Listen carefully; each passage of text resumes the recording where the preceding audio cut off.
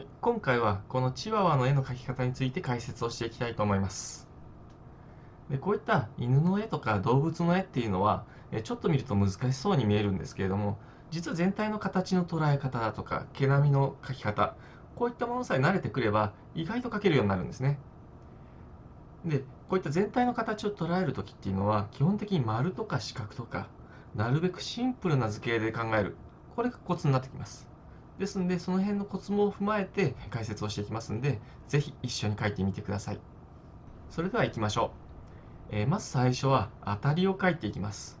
で、この当たりっていうのは、絵の大きさとか形、目、鼻、口、こういったパーツの大まかな場所を決めてあげるってことですね。で、まずざっくり書いてあげるのが大事なんで、肩の力を抜いて手を大きく動かすようにしてこの丸を書いていってください。顔の形の大きさを決めるだけなんで、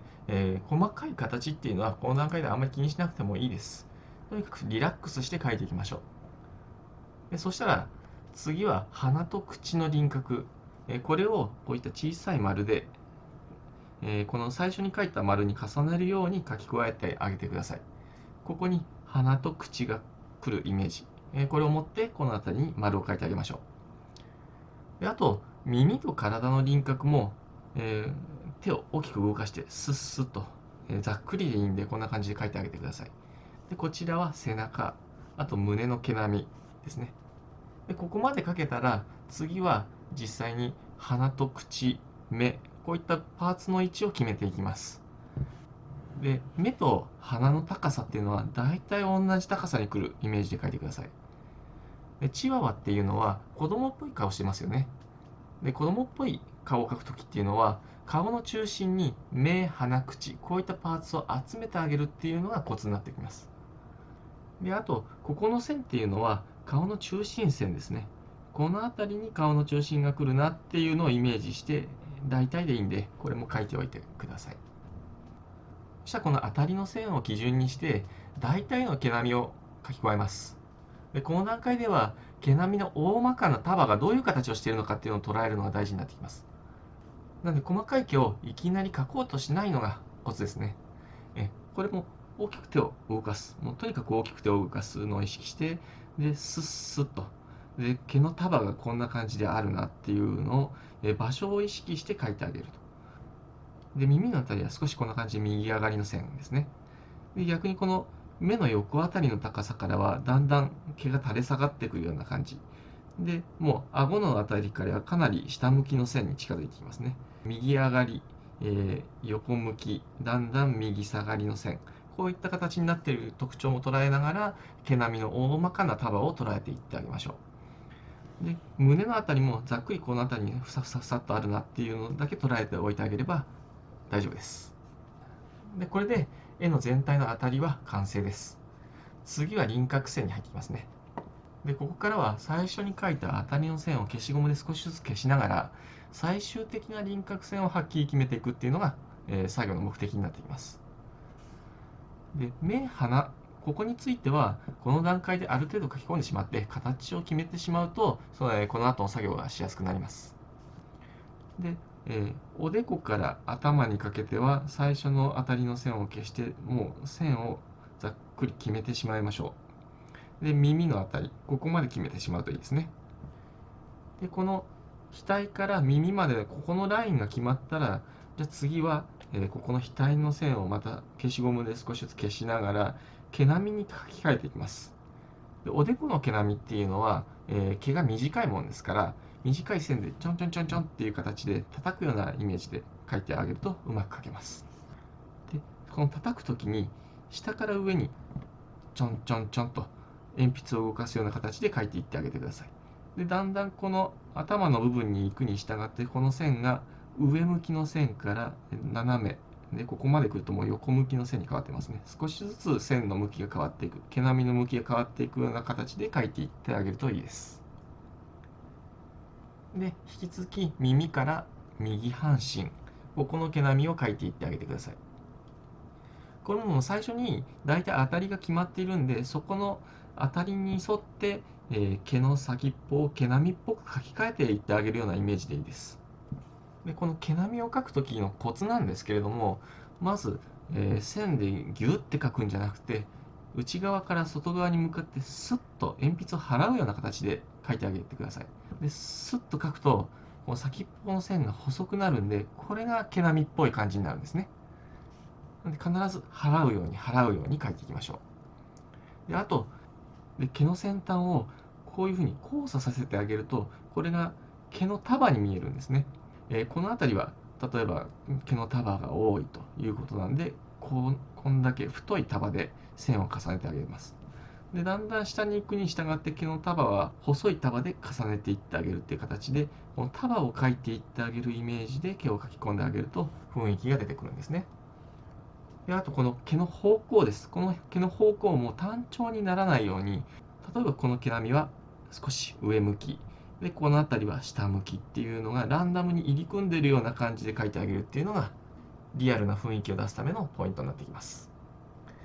で、続いてこの口周りですね。で、この口の周辺の細かい毛っていうのは、放射状に生えているっていうイメージをしてください。例えばこの鼻の横の毛並みっていうのは少し上向きに生えてます。で、この辺りは横向き。で、口のそばになってくると下向きの毛並みっていう形に変わってくるんですね。この毛並みの方向の移り変わりっていうのをしっかり観察して描いてあげるようにしてください。で、あと、この鼻の下、ここには分け目があって、ここの右と左で毛の生え方が変わってきます。で、あと、顎のここの部分、ここはくぼみがあって、ここが影になってるんですね。で、このくぼみを中心にして放射状に毛が生えてるっていうような形になってきます。で、実際これは、それぞれの犬ごとに特徴が変わってくるもんですから、原画の写真の毛並みをよく観察して描くようにしてあげてください。で、ここは口ひげの毛穴ですね。この口ひげの毛穴っていうのはどの犬でも特徴的な毛穴があるもんですから、これもしっかり観察して書き込んであげましょう。毛並みを描くときのコツっていうのは、ここの図で書いてあるように、毛並みを斜めの網目状に重ねるというのがポイントですね。横に元気よく生えてる毛っていうのと、少し元気がなくて垂れ下がっているような毛、これが重なり合うようにして毛並みを構成しているものですから、こういう放射状に描いてあげると毛並みっぽい質感が出てくるんです。そうしたら、残りの胴体の部分の毛並み、これも描き加えてあげましょう。で、ここの部分の毛っていうのは、もう額とか耳とかこの辺りよりも全然長い毛になってくるもんですから、スーッと一息で一筆書きみたいに描くようなイメージで、鉛筆を動かして描いてください。とにかく滑らかな自然な線で描くっていうのがポイントになってきます。で、ここまでで全体の輪郭線が、描き終わったってことになりますね。今度はチワワの、毛並みの模様、白黒模様を描き込んでいってあげるっていう作業になります。まず鼻の上から額にかけて、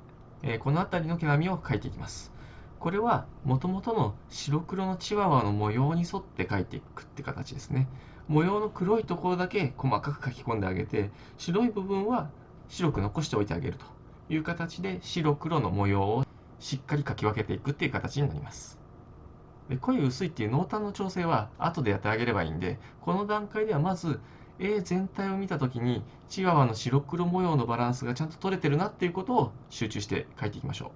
う。で、頭から耳にかけても毛並みの模様をこんな感じで描き込んでいきましょう。この部分の毛は少し長めなんで、スッスッとリズムよく払うように描くようにしてください。また、線の向きが単調にならないようにここも注意して描いていってあげてください。横線と斜め下向きの線を適度に混ぜてあげるように描くっていうのが、雰囲気よく描くコツになってきます。で、引き続き体の毛並みの模様も描き込んでいきましょう。体の毛は先ほども言いましたけれども少し長いんで、スーッと一息で、1本ずつ丁寧に描くようにしていってください。毛が長い分本数を描きすぎると顔に比べて色が濃くなってきやすいんで注意してください。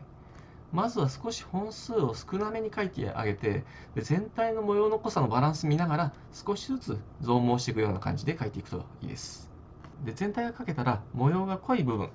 より色が黒い部分について、毛並みを描き加えて整えてあげます。これを描き込むときは尖った鉛筆だとか、シャーペンで細めの線で描き加えていってあげると濃さの加減がしやすいです。で、描けたら最後に、口ひげのあたりを描き加えてあげて完成です。どうでしょう。チワワみたいなこういった絵っていうのは、描き方が本当に難しいように見えるんですけれども、ポイントさえ捉えてあげれば誰でも結構描けるもんですから、ぜひチャレンジしてみてください。というわけで今回の動画はここまでになります。もしこの動画が良ければチャンネル登録、グッドボタンの方もよろしくお願いします。また概要欄の方に僕のブログのリンクも貼っておきます。で、僕のブログではこういった絵の描き方のコツなんかもたくさんアップしてますんで、良ければそちらの方も見てみてください。最後までご視聴ありがとうございました。また次回の動画でお会いしましょう。